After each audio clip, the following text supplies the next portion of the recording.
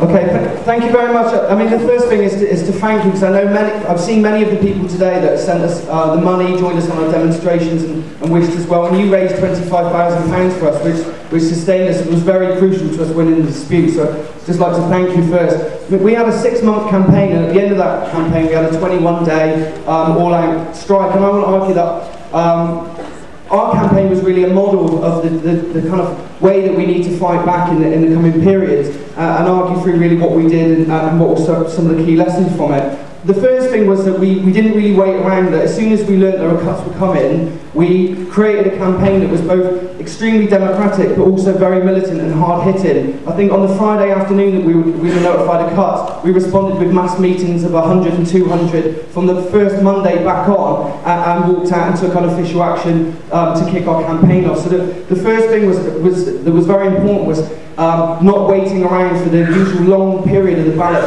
but hitting back hard straight away as soon as possible. And in that sense, it was very much a democratic campaign controlled by the rank and file. Later, that would give us a lot more power to be able to get the kind of officials in a headlock and make sure we force through our strike and on our terms.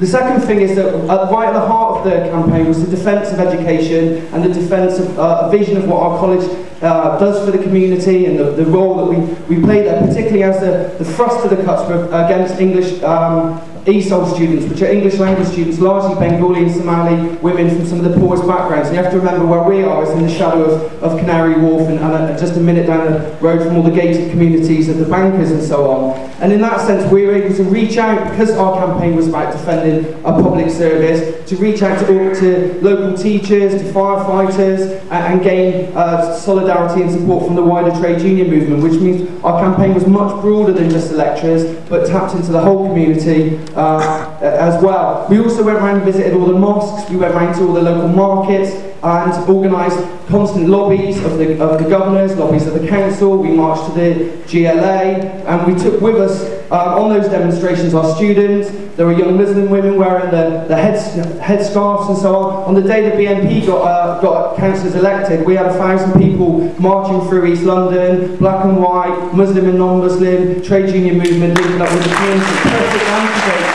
to the British National Party.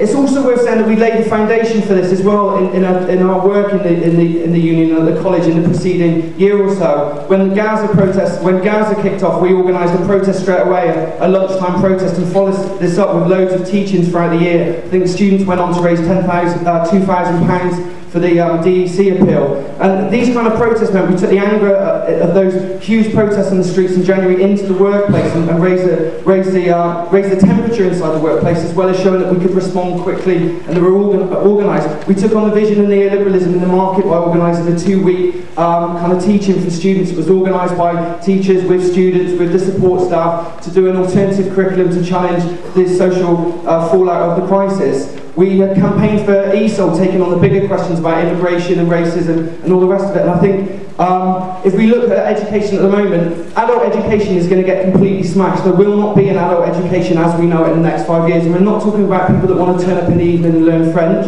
We want that in our society, of course.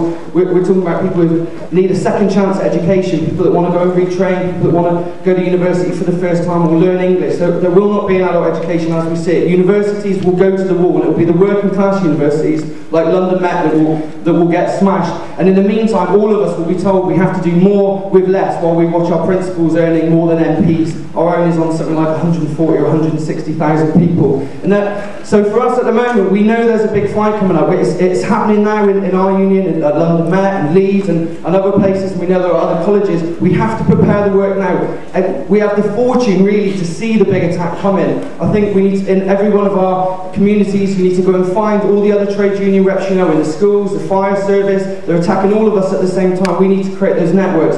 I think we should come away from this meeting and organise trades councils or student meetings with a right to work report back that takes this back into the communities.